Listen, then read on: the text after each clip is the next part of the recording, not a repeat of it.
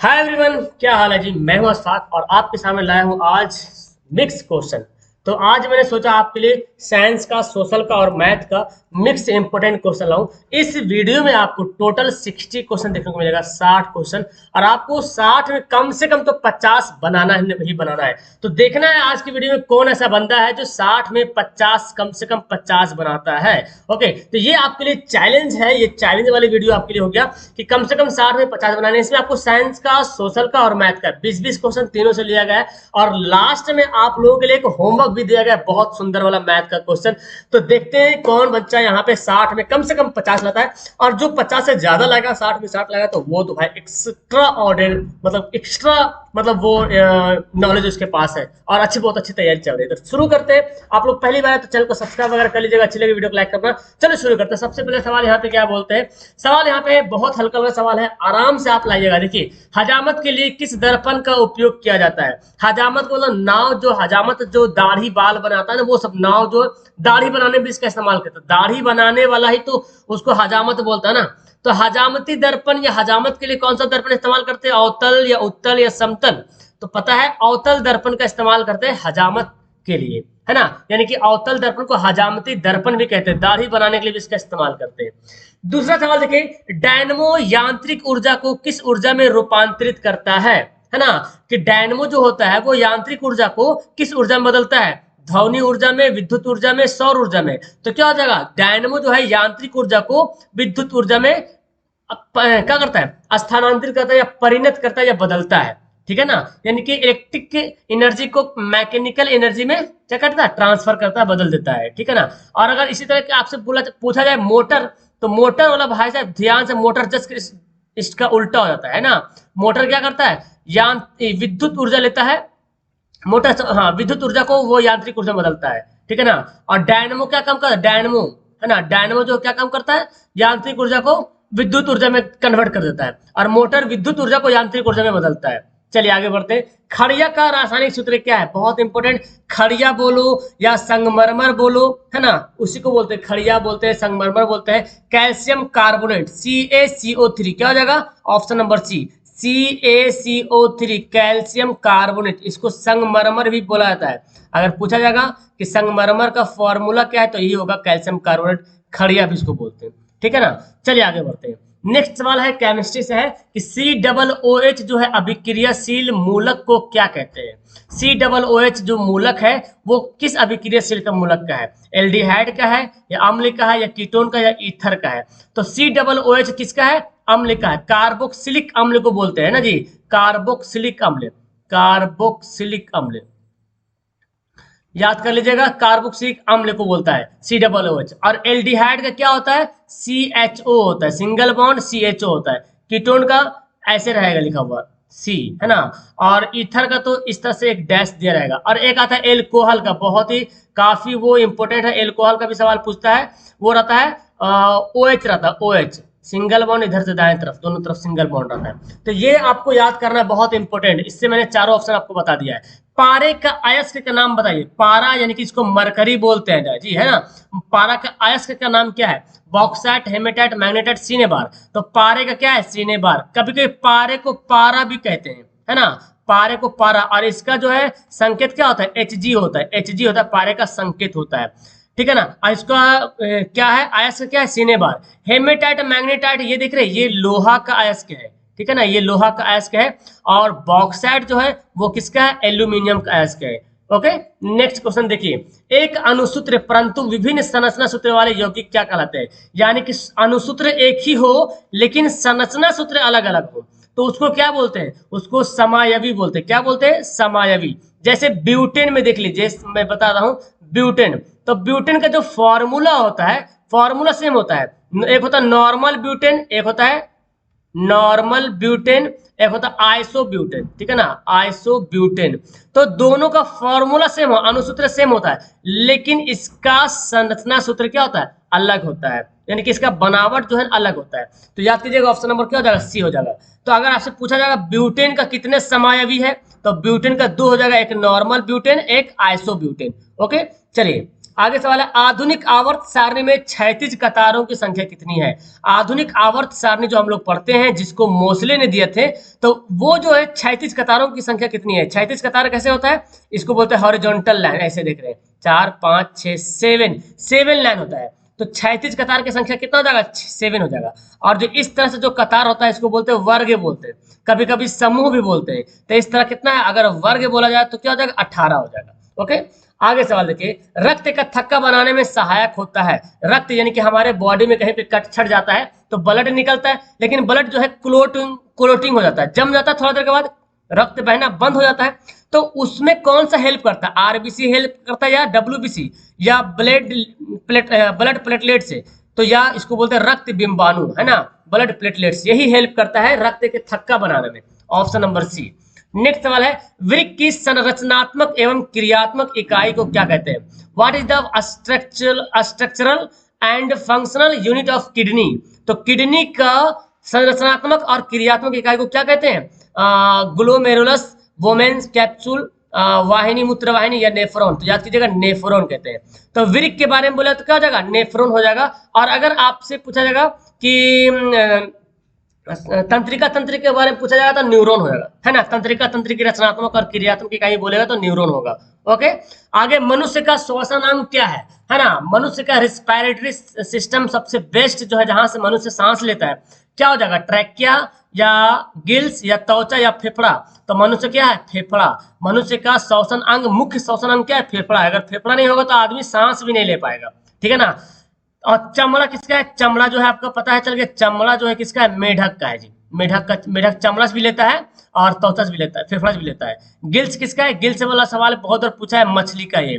Trachea जो कीट फटिंगा होता है उसका है, तिलचट्टा कीट वगैरह हो गया, इसका है। चलिए आगे बढ़ते हैं। एस्ट्रोजन क्या है? एस्ट्रोजन बहुत इंपॉर्टेंट क्वेश्चन। एस्ट्रोजन क्या नर लिंग हार्मोन है कि मादा लिंग हार्मोन है, या पाचक रस है? तो एस्ट्रोजन जो है मादा लिंग हार्मोन है, यानी कि मादा के लिंग में पाया जाने वाला एक हार्मोन है, जिसको बोला जाता है एस्ट्रोजन। और इसी तरह एक नाम है एंड्रोजन। क्या नाम है? एंड्रोजन, जो कि नर में पाया जाता है, मेल में पाया जाता है, मर्द में पाया जाता है, ठीक है ना। तो ऑप्शन क्या हो जाएगा? बी हो जाएगा। तो एंड्रोजन होगा तो मेल हो जाएगा, और एस्ट्रोजन होगा तो मादा हो जाएगा।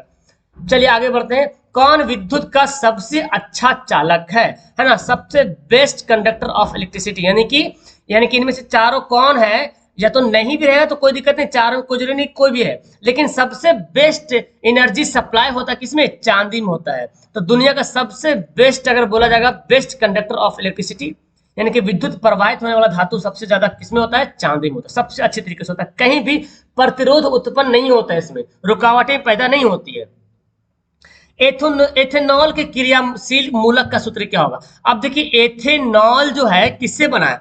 एथेनॉल जो है आपको लग रहा है एल्कोहल के जैसा, है ना। एथेनॉल क्या है? एल्कोहल के से मिलके बना है एथेनॉल, यानी कि एथीन में एल्कोहल मिलाते हैं, एथीन में एल्कोहल मिलाते हैं तो बनता है एथेनॉल। तो OH रहेगा। अब आपको पता चले एल्कोहल का क्रियाशील समूह क्या है? OH है। तो OH किसमें? देखो, सॉरी, ये वाला ऑप्शन क्या हो जाएगा? ए हो जाएगा हमारा राइट आंसर। ऐसे एथेनॉल का फॉर्मूला मैं आपको बताता हूँ, C2H5OH, ये एथेनॉल का फॉर्मूला है, सूत्र याद कर लीजिएगा। आगे, हीमोग्लोबिन का रंग लाल देता है किस कारण? अच्छा, लाल होता है किसमें? आयरन या मैग्नीशियम या तांबा? तो हीमोग्लोबिन का जो रंग लाल होता है वो लाल आयरन की वजह से होता है, ठीक है ना। और मैग्नीशियम आपको पता है किसमें पाया था? क्लोरोफिल में, है ना जी। क्लोरोफिल में एक धातु पाया, एक तत्व पाया था, जिसको बोलते हैं क्या? मैग्नीशियम धातु भी बोल सकते, कोई दिक्कत नहीं। और आयरन धातु तत्व जो ऐसा है जो कि ब्लड में पाया था, खून में पाया जाता है, ओके, और जरूरी भी है। आगे सवाल है, अपच का उपचार करने के लिए किस औषधि का उपयोग करते हैं? अपच के मतलब है इनडाइजेशन, जब हम ज्यादा खाना खा लेते हैं ना, है ना, आवश्यकता से अधिक जब खाना खा लेते हैं तो हमारा पेट क्या होता है? ज्यादा भर जाता है, फिर मन उल्टी पुल्टी होने लगता है, तो अनपच हो जाता है। तो उस दौरान जो है कौन सी दवाई का यूज करते हैं? कौन सी दवाई का यूज करते हैं? एंटासिड, याद कीजिएगा, एंटासिड नाम का एक दवाई होता है। आगे देखिए सवाल पढ़ते हैं, कौन सबसे अधिक अभिक्रियाशील धातु, सबसे ज्यादा रिएक्टिव वाला धातु कौन है? तो देखिए यहाँ पे मैग्नीशियम आपको पता है Mg होता है, कैल्शियम का Ca होता है, सोडियम का Na होता है, और पोटेशियम का K होता है। और पोटेशियम जो है सबसे ज्यादा रिएक्टिव तत्व है, सबसे ज्यादा रिएक्टिव मेटल बोलो, तत्व बोलो, बात वही है। ऑप्शन क्या हो जाएगा? डी हो जाएगा। आगे सवाल है, 1 वोल्ट कहलाता है, 1 वोल्ट क्या कहलाता है? 1 वोल्ट है ना, V बराबर फॉर्मूला W/T फॉर्मूला होता है। देखिए याद कीजिएगा, V बराबर W/T फॉर्मूला होता है। अब W क्या, ये कार्य है, कार्य को हम लोग किसमें लिखते हैं? जूल लिखते हैं। और ये टाइम जो देखे, टाइम, टाइम को क्या लिखते हैं? समय लिखते हैं। समय को हम लोग सेकेंड में डिनोट करते हैं ना, सेकेंड में। तो जूल प्रति सेकेंड हो जाएगा, क्या हो जाएगा? जूल प्रति सेकेंड हो जाएगा, ठीक है ना। तो अगर वोल्ट का फॉर्मूला अगर याद है, तब आप इसको मात्रक से डिनोट कर लेना, यानी कि कार्य का मात्रक जूल होता है और समय का मात्रक सेकेंड होता है, तो यानी कि 1 जूल प्रति सेकेंड, ऑप्शन नंबर ए हो जाएगा। ओके, आगे कौन पादप हार्मोन है? इनमें से पादप हार्मोन आपको चुनना है जी, है ना। प्लांट हार्मोन कौन है? इंसुलिन, इंसुलिन तो मानव में पाया जाता है। थायरॉक्सिन भी मानव में पाया जाता है। एस्ट्रोजन तो मानव में पाया जाता है। साइटोकाइनिन क्या है? पादप हार्मोन है। इसके अलावा और भी है, जिब्रेलिन है, जिब्रेलिन हो गया, ऑक्सिन हो गया, है ना, एथिलीन हो गया, एब्सिसिक एसिड हो गया, ये सब पादप हार्मोन है। नेक्स्ट है, मादा में निषेचन कहाँ होता है? मादा में निषेचन, ये बहुत इंपॉर्टेंट, यानी कि जब मेल और फीमेल का जो क्या होता है, मेल का विरसन से जो विरसाणु निकलता है और मादा से जो अंडाणु निकलता है, वो जब मिलता है तो फर्टिलाइज जो होता है ना, उसी को बोलते हैं क्या? निषेचन। तो फर्टिलाइजेशन जो होता है उसको हिंदी में बोलते हैं निषेचन। वो कहाँ होता है? ओवरी में होता है, यानी कि अंडाशय में होता है, या फाइलोपियन नालिका में होता है, या तो फिर गर्भाशय में होता है, या कोशिका विभाजन होता है। तो कहाँ होता है? फाइलोपियन नालिका। जो आपने देखा वो फिगर मेल का जो बना होता है इस तरह से, है ना, इस तरह से फिगर जो बना होता है, तो यही नालिका है यहाँ पे। तो यहीं पे इसका जो है क्या होता है? निषेचन होता है। Option number B. नेक्स्ट पढ़ते हैं, ताप बढ़ने से चालक का प्रतिरोध क्या होता है? जब हम हीट बढ़ाते हैं, कोई चालक पदार्थ है, ठीक है ना, यानी कि कोई धातु मान लेते हैं जिससे विद्युत धारा प्रवाहित होता है। अब इस धातु को अगर हीट करेंगे ना, अगर हीट करेंगे और उसके बाद बिजली को प्रवाहित करेंगे, तो और ज्यादा बिजली प्रवाहित होगा, मतलब फास्ट दौड़ेगा। समझ में आ रहा? यानी कि ताप जब बढ़ा देंगे, जब इसको हीट कर देंगे, तो प्रतिरोध और ज्यादा बढ़ जाएगा। अगर लोहा रड रखा हुआ है, मान लीजिए ठंडा, बर्फ में रड रखा हुआ है, ठंडा पूरा होया हुआ है, इसमें विद्युत धारा प्रवाहित कीजिएगा तो जो फ्लो होगा तो होगा, लेकिन एक रड जो है एकदम धूप में रखा हुआ है, एकदम हार्ड हीट हो गया, और उसमें अगर धारा प्रवाहित करेंगे तो इससे ज्यादा तेजी से फ्लो होगा यहाँ पे विद्युत धारा।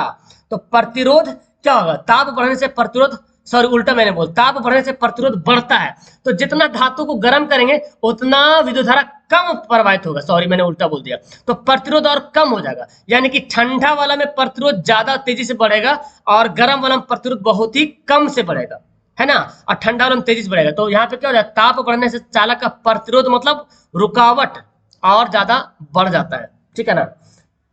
चलिए, तो हमने 20 सवाल यहाँ पे कर लिया साइंस को। उम्मीद करता हूँ कि 20 में 20 बनाए होंगे आप लोग। नीचे कमेंट करके कितना आपने बनाया सही। अब आते हैं 21 नंबर सवाल। अब यहाँ पे से आ गया सोशल का। लंदन में अनिवार्य रूप से प्राथमिक शिक्षा कब लागू की गई थी? यानी कि प्राथमिक शिक्षा पहले लागू नहीं थी अनिवार्य रूप से। अनिवार्य मतलब कंपलसरी कि प्राथमिक शिक्षा होना है।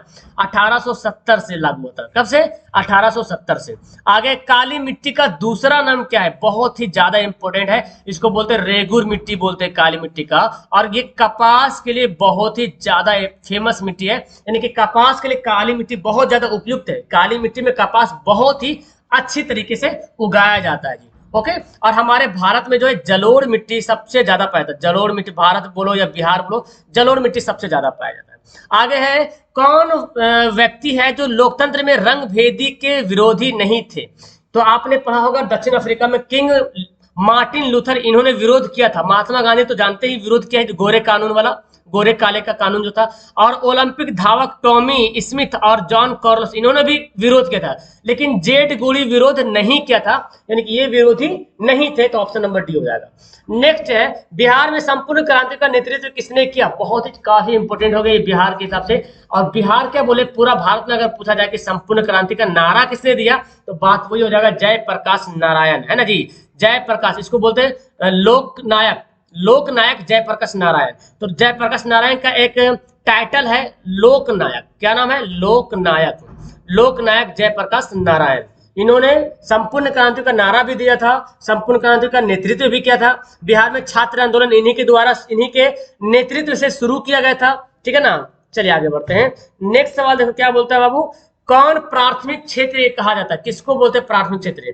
तो देखिए, कृषि क्षेत्र को प्राथमिक क्षेत्र बोलते हैं, ठीक है ना। और सेवा क्षेत्र को तृतीयक क्षेत्र बोलते हैं, तीसरा सेक्टर। और औद्योगिक क्षेत्र को सेकेंडरी सेक्टर बोलते हैं। तो याद करिएगा, तीनों से सवाल पूछता है कभी कभी।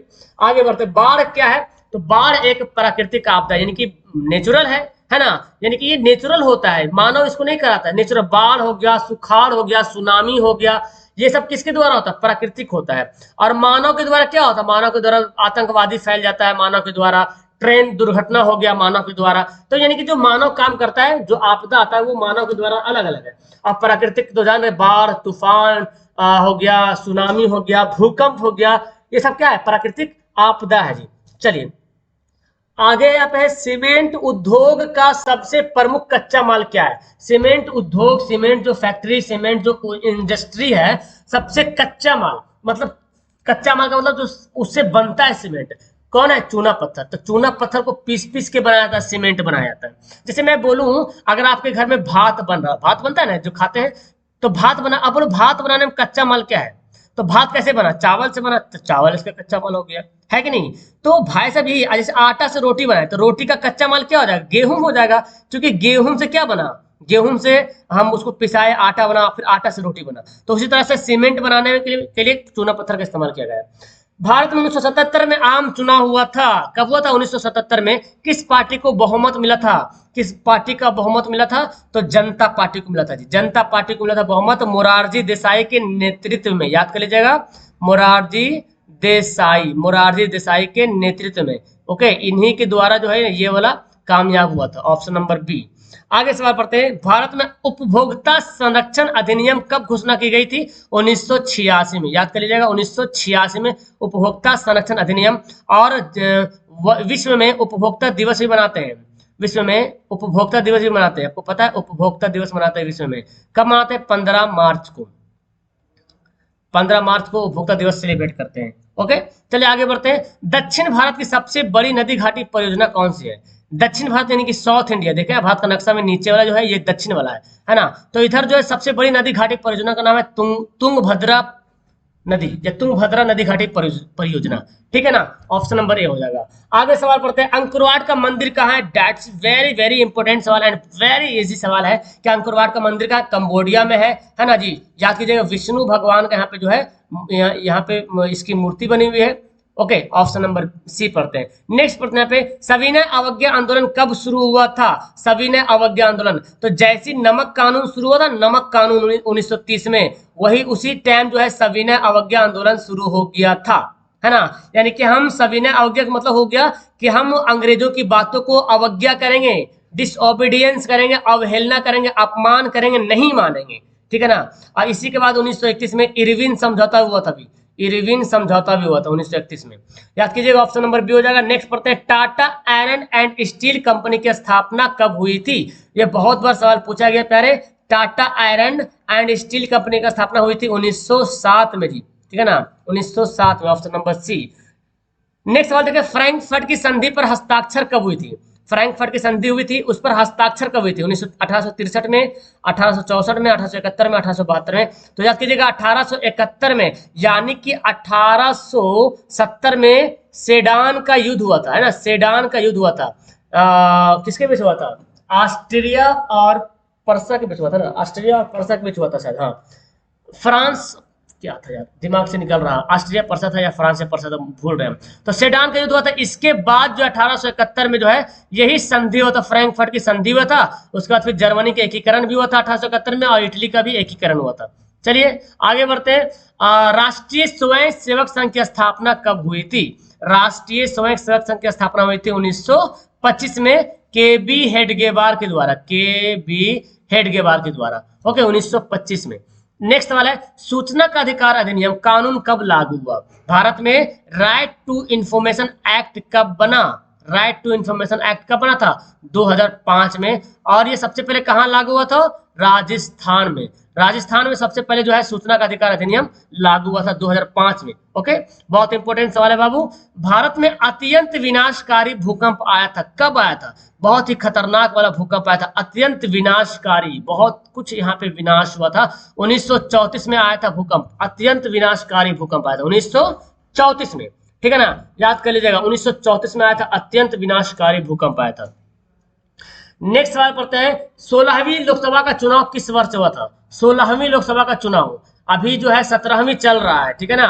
तो 16वीं हुआ था 2014 में, जिसके बाद प्रधानमंत्री नरेंद्र मोदी बने थे। उसके बाद 2019 में हुआ था क्या, 17वीं हुआ था। अब 2024 में बताओ कौन सा होगा, 2024 में लोकसभा चुनाव 18वीं हो जाएगा, है ना। तो सवाल पूछता है, ध्यान से रखिएगा। नेक्स्ट सवाल है, भारतीय रिजर्व बैंक की स्थापना कब हुई थी। आरबीआई, है ना, reserve bank of India, RBI, इसकी स्थापना हुई थी 1 अप्रैल 1935 को, 1 अप्रैल 1935 को। और इसी की वजह से हर साल 1 अप्रैल से 31 मार्च, 1 अप्रैल से 31 मार्च हर भारत में फाइनेंशियल ईयर होता है, फाइनेंशियल यानी कि वित्तीय वर्ष मनाया जाता है भारत में हर साल। ये वित्तीय वर्ष जो आता है, यानी कि बैंकों का जो वित्तीय वर्ष होता है, बैंक का जो साल जो चेंज होता है ना, ईयर, वो 1 अप्रैल से 31 मार्च। जब भी 1 अप्रैल 31 मार्च आएगा उसका कैलेंडर बदल जाएगा, ठीक है ना। तो option number B right answer होगा। नेक्स्ट पढ़ते हैं, रॉलेट एक्ट किस वर्ष पारित हुआ था। बहुत ज्यादा इंपोर्टेंट है, 1919 में हुआ था, रॉलेट एक्ट पारित हुआ था। ये कैसा बड़ा खतरनाक एक्ट है, काला कानून भी इसको बोला गया था, काना नहीं, काला कानून, ठीक है ना। और इसमें क्या होता था, नो अपील, नो दलील, नो वकील, कोई अपील नहीं कर सकता, कोई दलील नहीं दे सकता, कोई वकील काम नहीं कर सकता, है ना। यानी कि तो किसी को शक होता था, अंग्रेज लोग उसको पकड़ लेता था, यही बना था काला कानून। चलिए, तो 40 सवाल यहाँ पे हो चुका है, सोशल भी मैंने कंप्लीट कर दिया। अब आ गया मैथ की बारी। मैथ की बारी तो सुन सुन के बच्चों को मतलब क्या बोलते हैं, कांप जाता है बच्चा लोग, बहुत से भाग जाता है डर से, मैथ नहीं पढ़ना। लेकिन देखो यार, मैथ से आपको प्यार नहीं होगा तो फिर पता है आपका रिजल्ट भी गड़बड़ हो सकता है। इसलिए मैथ से प्यार करना सीख लो और आपके लिए बहुत ज्यादा बेनिफिट हो जाएगा। दो समरूप त्रिभुज की भुजाएं दे दिया 4-9, क्षेत्रफल का अनुपात। तो मैंने बताया था, अगर भुजा का अनुपात दे दे 4-9 और आपको अगर क्षेत्रफल का अनुपात निकालने बोले तो कुछ नहीं करना है, स्क्वायर चढ़ा देने का बस। 4 चौक 16, 9 9 81, 4 चौक 16, 9 9 81 हो जाएगा। ओके, देखिए आगे क्या बोलते हैं, ये डायरेक्ट फॉर्मूला दे दिया 1 + tan स्क्वायर थीटा का फॉर्मूला क्या होता है। एक फॉर्मूला आपने पढ़ा होगा, sec square theta minus tan square theta बराबर 1। और ये tan स्क्वायर को जब उधर ले चले जाते हैं तो क्या हो जाता है, 1 + tan स्क्वायर थीटा। तो किसका फॉर्मूला, ये सेक स्क्वायर थीटा का फॉर्मूला है। नेक्स्ट सवाल देखिए, एक सिक्के को उछालने पे चित आने की क्या प्रक्रिया है। चित का मतलब हेड आने की क्या प्रक्रिया है। और आपको पता है एक सिक्का जो होता है उसमें हेड होगा और टेल होगा, होता है कि नहीं। एक सिक्का में वही ना, हेड होगा टेल होगा। अगर एक सिक्का को उछालते हैं तो कोई जरूरी है कि हेड ही आ जाए, टेल भी तो आ सकता है, हेड भी आ सकता है, टेल भी आ सकता है। अब बोला नहीं, सवाल बोला नहीं हेड आने की प्रक्रिया बताओ, तो टोटल घटनाएं 2 घट सकती है। यानी कि अगर एक सिक्का को उछालते हैं तो हेड या टेल दोनों में से कोई भी आ सकता है, तो टोटल 2 घटनाएं घट सकती है। लेकिन बोला जा रहा है हेड का निकालिए, तो हेड मतलब एक बार आ सकता है और टोटल कितना है, 2 बार। टोटल को हमेशा नीचे लिखते हैं, तो इसको बोलते हैं प्रोबेबिलिटी प्रायिकता 1/2। नेक्स्ट सवाल देखिए, बहुलक होगा। बहुलक क्या है इसका भाई, देखिए यहाँ पे सबसे ज्यादा रिपीट कौन हो रहा है, 3 2 बार रिपीट हो रहा है। ऑप्शन क्या हो जाएगा, बी वाला बहुलक। यानी कि इस आंकड़ा में जो ज्यादा बार रिपीट होगा वही कहलाएगा बहुलक कहलाएगा, मोड। नेक्स्ट सवाल देखिए, बीच की दूरी निकालने के लिए बोला जा रहा है, इन दोनों के बीच की दूरी। फॉर्मूला x1 - x2 का whole square plus y1 - y2 का होल स्क्वायर का ओवर रूट। अब x1 कितना है, -1, x2 कितना है, -5 x2 है, देखो -5 है। और यहाँ भी माइनस में, x2 माइनस में, तो माइनस माइनस प्लस कर दे डायरेक्ट। यहाँ भी देखो फॉर्मूला माइनस है, वहां भी माइनस, तो माइनस प्लस कर दिया मैंने, डायरेक्ट कर दिया। और y1 देखो कितना 3 है और y2 कितना 7 है, तो माइनस तो फॉर्मूला लिख लेते हैं। तो कितना गया यहाँ पे, 4 का स्क्वायर आ गया और -4 का स्क्वायर आ गया। तो 4 चौक 16, इधर भी 4 चौक 16, 16 16 32 हो जाएगा। और 32 को तोड़ोगे 4 चौक 16, 16 दूना 32, 4√2। ऑप्शन नंबर ए वाला हमारा राइट आंसर हो जाएगा। ओके, समझ आ रहा, बहुत आसान सा सवाल है प्यारे, ये बहुत ही आसान, बहुत ही इजी सवाल है यहाँ पे। ओके, चलिए आगे देखिए क्या बोलता है। आगे सवाल बोलता है मूलों का योग निकालना है। क्या निकालना, मूलों का योग। फॉर्मूला क्या होता है, अल्फा प्लस बीटा बराबर -b/a। यही तो बोलता है, क्योंकि द्विघात समीकरण में या द्विघात बहुपद में 2 मूल निकलता है या 2 शून्यंक होता है, तो योग बोले या शून्यंकों का योग बोले बात बराबर है, ठीक है। सेम बनाने कैसे ही, b का वैल्यू कितना है, 2 है, तो -2, और a का वैल्यू कितना 1, -2 प्लस, हाँ ठीक तो है, सॉरी ऑप्शन नंबर ए हो जाएगा, -2 दिख रहा, -2। तो ऑप्शन क्या होगा, ए वाला हमारा सही आंसर हो गया। ओके, समझ में आ रहा। नेक्स्ट सवाल देखते हैं। आगे सवाल क्या बोलता है, बोलता है 2 + √5 संख्या वो कैसी संख्या है। तो देख सकते हैं 2 जो है परिमेय संख्या है और √5 क्या है, अपरिमेय संख्या है। 2 जो है परिमेय है और √5 जो है अपरिमेय संख्या है। और आपको मैंने बताया था परिमेय और अपरिमेय का जोड़ क्या होता है, अपरिमेय होता है, और परिमेय अपरिमेय का घटाव भी अपरिमेय होता है, ठीक है ना। लेकिन परिमेय और अपरिमेय का गुणनखंड अगर गुना करते हैं तो क्या होता है, जैसे देखो 2 गुना √5 से, ठीक है ना। तो ये तो ये भी अपरिमेय गुणनखंड करेंगे तो अपरिमेय हो जाएगा, परिमेय अपरिमेय को गुना भी करेंगे तो अपरिमेय होने वाला है। लेकिन दो अपरिमेय को गुना करेंगे तो परिमेय देखिए बन जाएगा, दो अपरिमेय गुना करें परिमेय बन जाएगा। लेकिन एक परिमेय और एक अपरिमेय को गुना करेंगे तो अपरिमेय बनेगा। बाह्य बिंदु से वृत्त पर खींची गई स्पर्श रेखाओं की लंबाई क्या होती है, तो एक वृत्त है और बाहरी से 2 स्पर्श रेखा खींच दीजिए, ऐसे खींच दिए। और आपको ये थ्योरम पढ़ना है, ये थ्योरम आपके पर में पढ़ना है इसका वृत्त में, कि किसी वृत्त पर 2 ही स्पर्श रेखा खींची जा सकती है बाहरी एक पॉइंट से, और इन दोनों स्पर्श रेखाओं की लंबाई क्या होती है, समान होती है, बराबर होती है। अगर ये वाला 8 है ना तो ये वाला भी 8 हो जाएगा, ठीक है। आगे बढ़ते हैं जी। एक शंकु की ऊंचाई 7 सेंटीमीटर है, आधार की त्रिज्या भी 7 सेंटीमीटर है, तो आयतन कितना होगा भाई साहब, है ना। आयतन देखो क्या होगा, तो निकाल लो फॉर्मूला 1/3 पाई आर क्यूब, तो 1/पाई आर स्क्वायर होता है, सॉरी 1/3 पाई आर स्क्वायर है। 1/3 पाई का वैल्यू पाई लिखते हैं, आर कितना है 7 गुना 7, और एच भी 7 है वो भाई साहब, तो कटेगा नहीं। तो 7 सत्ते 49, 49 सत्ते 343 पाई और बटे 3 से कटेगा 4 3 7 7 3 9 कटेगा 3 से, काटो तो 3 एकम 3 3 एकम नहीं कटेगा, 4 3 3 6 6 4 10 नहीं कटेगा, सॉरी यार ये कटेगा ही नहीं। तो ऑप्शन देखिए मिल रहा है 343 पाई बटे 3 है ऑप्शन में, नहीं है तो इनमें से कोई नहीं, हाँ जी ओके, ऑप्शन नंबर डी हो जाएगा, इनमें से कोई नहीं। नेक्स्ट पढ़ते सवाल क्या है, निश्चित घटना की प्रायिकता क्या होती है, यानी कि घटना घटेगी, निश्चित मतलब कन्फर्म उस घटना की प्रायिकता बोला जाए तो क्या हो जाएगा 1 हो जाएगा।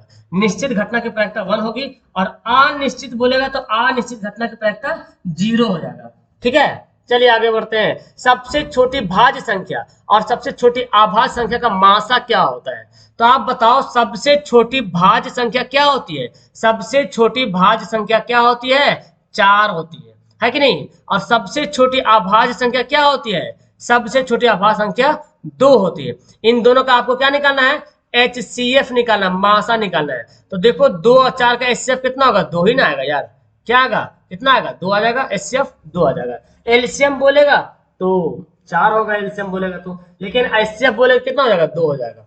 चलिए आगे बढ़ते हैं। और इसी तरह के सवाल बोलता है, कभी कभी बोलता है 2 अभाज्य 2 सबसे छोटी अभाज्य सबसे छोटी भाज्य संख्या का गुणनफल भी पूछता है, तो गुणनफल बोलेगा तो गुना कर देंगे, भाग बोलेगा तो भाग कर देंगे, योगफल बोलेगा तो जोड़ देंगे, ऐसे। तो हमको यहाँ पे क्या पूछा जा रहा है, HCF निकालने बोला जा रहा है, तो दोनों को HCF निकाल लेंगे, 2 आ जाएगा। चलिए आगे बढ़ते हैं सवाल। देखिए 64 पाई सेंटीमीटर स्क्वायर क्षेत्रफल वाले वृत्त का व्यास निकालिए। तो वृत्त का क्षेत्रफल यहाँ पे दे रखा है, वृत्त का क्षेत्रफल कितना दे रखा है 64 पाई, और वृत्त का क्षेत्रफल का फॉर्मूला क्या होता है पाई आर स्क्वायर, 64 पाई, पाई पाई खल्लास हो जाएगा 64, तो आर बराबर कितना हो जाएगा 64 का वर्गमूल, यानी कि 8 हो जाएगा। अब आप ये तो त्रिज्या निकला ना, ये तो त्रिज्या निकला, आपसे क्या पूछ रहा है व्यास, और आपको पता है व्यास को हम लोग डी बोलते हैं, डायमीटर बोलते हैं ना, तो व्यास जो होता है वो त्रिज्या का दुगना होता है, त्रिज्या का दुगना होता है, तो 2 8 16 हो जाएगा, ऑप्शन नंबर बी, ठीक है। चलिए आगे सवाल देखिए, ये सवाल बहुत इंपॉर्टेंट, क्या बोलता है 65 और 117 का जो मासा है, जो HCF यहाँ पे बोला गया HCF मासा जो है वो इतना दिया हुआ है 65 M-17, तो M का मान कितना होगा। अब देखिए हमको नहीं पता ये क्या, ये जो दिया हुआ है क्या दिया हुआ है 65 M-17, ये मासा दिया हुआ है, लेकिन एक्चुअल में 65 और 117 का मासा क्या होगा, HCF क्या होगा, तो 65 और 117 का क्या निकालना है मासा निकालना, मासा मतलब HCF निकालना है। और यहाँ पे दे रखा है कितना दे रखा है 65 M-17 117, लेकिन आप थोड़ा बनाओ इसको, 65 117 का मासा अगर निकालोगे तो 13 25 65 और 13 9 117 13 हो जाएगा, है कि नहीं। 65 और 117 का आप HCF निकालो तो कितना आएगा 13 आएगा, तो ये तो एक्चुअल में 13 आ रहा, और यहाँ पे ऑलरेडी दे रखा कि भाई साहब ये वाला मासा होगा, तो हम भी उसको मान लिए कि चलो मासा है, तुम्हारे हिसाब से तुम्हारे सवाल के हिसाब से ये वाला मासा है और मेरे हिसाब से ये वाला मासा है, लेकिन संख्या तो दोनों सेम है ना, इसका मतलब है कि इन दोनों का मासा जैसे भी निकालो बराबर आएगा तो आएगा। अब क्या करेंगे 117 को इधर लाओ, तो प्लस में हो जाएगा 117 और 65 m हो जाएगा। अब क्या होगा, दोनों जोड़ दो, कितना जाएगा 7 3 10, 2 1 1 2 3, 130 हो जाएगा ना, 130 बराबर 65 m, तो 65 दूना हो जाएगा ना, 65 दूना 130, तो क्या हो जाएगा, m का वैल्यू कितना आ गया, 2 आ गया।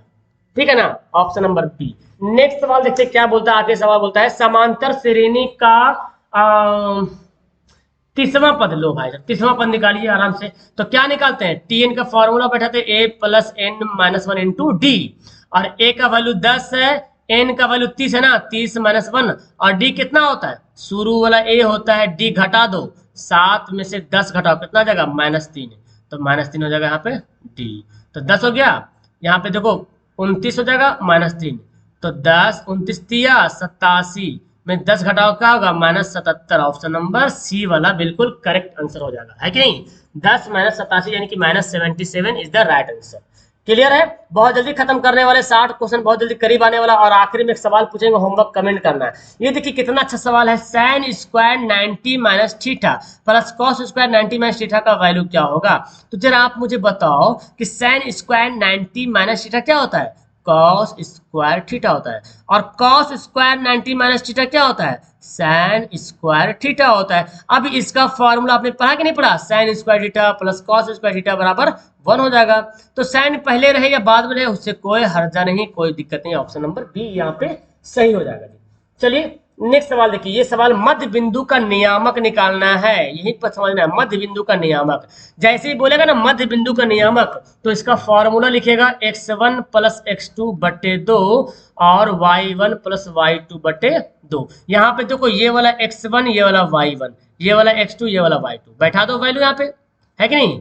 तो x1 कितना है, 3 है, x2 कितना है, -3 है बटे 2, y1 4 है और y2 8 है बटे 2। तो ये तो 0 हो गया ना, 3 में से 3 गया 0 बटे 2, और ये 8 4 12 बटे 2, तो 0 हो जाएगा और 6 हो जाएगा, 0 6 0 6, कहाँ गया ऑप्शन नंबर डी, है कि नहीं, 0 6 हमारा सही आंसर हो गया।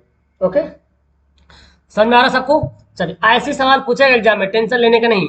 देखिए ये हाइट एंड डिस्टेंस से मैंने एक सवाल दिया है कि एक मीनार से 100 मीटर दूर स्थित बिंदु का मीनार का उन्नयन कोण 60 डिग्री, यानी कि ये मीनार खड़ी है सीधा, ये 100 मीटर दूर है, एक मीनार से 100 मीटर दूर, तो दूर नीचे ना होगा, 100 मीटर क्या है, दूर है, और यहाँ पे 60 डिग्री का कोण बनता है। तो बोला क्या जरा मीनार की ऊंचाई बताइए, हाइट कितना होगा। अब सवाल देखिए क्या क्या दिया हुआ है, सवाल में क्या दिया हुआ है, ये आधार दिया हुआ है और लंब निकालने के लिए बोला जा रहा है। देखा जाए तो लंब के मतलब ऊंचाई निकालने बोला जा रहा है। तो आप थोड़ा ध्यान लगाओ कि लंब बटा आधार कोई फॉर्मूला में आता है, या आधार बटा लंब कोई फॉर्मूला आता है, बिल्कुल आपने पढ़ा हुआ tan थीटा बराबर लंब बटा आधार, और थीटा यहाँ पे 60 डिग्री लेना है, ठीक है ना। लंब मतलब h, आधार कितना 100, और tan 60 का वैल्यू क्या होता है, √3 h बटे 100, तो क्रॉस गुना कर देंगे क्या जाएगा 100√3, 100√3, यानी कि ऑप्शन क्या जाएगा, ए हमारा बिल्कुल सही और दुरुस्त आंसर हो जाएगा, ऑप्शन नंबर ए। नेक्स्ट सवाल देखते हैं, प्रथम 5 विषम संख्याओं का माध्य क्या होगा। अब देखिए माध्य निकालने को बोला जा रहा, और प्रथम 5 विषम संख्या शुरू से 5 ठो, तो लिखिए कौन कौन विषम संख्या होता है, 1 होता है और 3 होता है, 5 होता है, 7 होता है और 9 होता है। अब माध्य पूछा जा रहा तो क्या करना है, माध्य निकालने के लिए सबको जोड़ देने का, सबको जोड़ने का, और 5 पीस है तो 5 से डिवाइड करने का, जोड़ दीजिए, 9 1 10, 7 3 10, 10 10 20, 20 5 25 बटे 5 कट जाएगा, 5 25 25, क्या आ गया ऑप्शन नंबर सी वाला राइट आंसर। तो माध्य निकालने के लिए बोलेगा तो क्या करेंगे, सबको जोड़ देना है, जोड़ के जितना पीस है उतने पीस से डिवाइड कर देंगे, 5 जो है तो 5 से डिवाइड कर दीजिएगा, आपका आंसर आपके सामने हाजिर हो जाएगा। ओके, प्रकट हो गया। यहाँ पे है 59 नंबर सवाल है कि परिसर निकालना है, यानी कि रेंज बताना है। तो रेंज निकालने का बहुत अच्छा फॉर्मूला है कि इसमें सबसे बड़ा कौन है, देखो सबसे बड़ा कौन है, सबसे बड़ा तो 20 जो है मेरे ख्याल से सबसे बड़ा दिख रहा, और सबसे छोटा कौन है 10, 5 देखो सबसे छोटा है, तो कितना घटा दो, बड़ा में से छोटा घटा देने का, वही आपका क्या हो जाएगा, आंसर हो जाएगा, ठीक है ना। रेंज निकालने का फॉर्मूला है, परिसर निकालने का फॉर्मूला है, बड़ा में से छोटा घटा दो। अब होमवर्क आपके सामने आने वाला है, डोंट वरी, होमवर्क आपके सामने आने वाला है, बहुत जल्दी दिखेगा आपको। अर्धवृत्त का कोण कितना होता है, सेमी सर्कल का कोण कितना होता है, याद कर लीजिएगा। अर्धवृत्त का कोण 90 डिग्री होता है, ठीक है ना, ये आपको याद करना है। अर्धवृत्त का कोण 90 डिग्री। अच्छा ये कैसे होता है सर, पूछ लीजिएगा सवाल तो क्या करूंगा मैं। देखो ये वृत्त है, यहां से मैंने खींच लिया, ये क्या हो गया, अर्धवृत्त हो गया। अब यहाँ पे आप इससे कहीं भी आप कोण बनाओ, यहाँ पे जो कोण बनेगा 90 डिग्री बनेगा, यहाँ से भी यहाँ बनाओगे ना, ये भी क्या बनेगा, यहाँ तक मिलना चाहिए 90 डिग्री बनेगा। अब जैसे बनाओ, अगर ये वाला है, ये वृत्त है, तो यहाँ से ऐसे भी बनाओगे तो ये भी 90 डिग्री बनेगा, तो इसको बोला गया अर्धवृत्त का कोण 90 डिग्री होता है। ओके, उम्मीद करता हूं कि आपको 60 में 60 बना होगा, या 60 में 50 तो कम से कम बना होगा। तो कितने बच्चों का 60 में 50 बना, नीचे कमेंट करो, और इस आंसर को देखो ध्यान से, और इस आंसर को भी बना के नीचे जो है कमेंट करना। ठीक है, दिख रहा है आपको, यदि वृत्त के व्यास के सिरों का नियामक दे दिया है और बोला उसके केंद्र का नियामक, देखते हैं कौन बच्चा इसका सही सही आंसर हमको बना के बताता है ये। ठीक है ना, तो उम्मीद करता हूँ आप लोग को बहुत अच्छी लगी होगी वीडियो। नीचे कमेंट करना, अपना राय नीचे कमेंट जरूर कीजिएगा, और जहां तक हो सके अपने दोस्तों को शेयर कीजिए, व्हाट्सएप पे इसको शेयर कीजिए, फेसबुक पे शेयर कीजिए, अपने दोस्तों को बताइए, उसको भी पढ़ने के लिए इन्वाइट कीजिए, ताकि उसको भी ऑब्जेक्टिव सब्जेक्टिव 2 नंबर वाला 1 नंबर वाला एकदम परफेक्ट हो जाए आपकी तरह। Okay, that's all, thank you everyone, okay bye.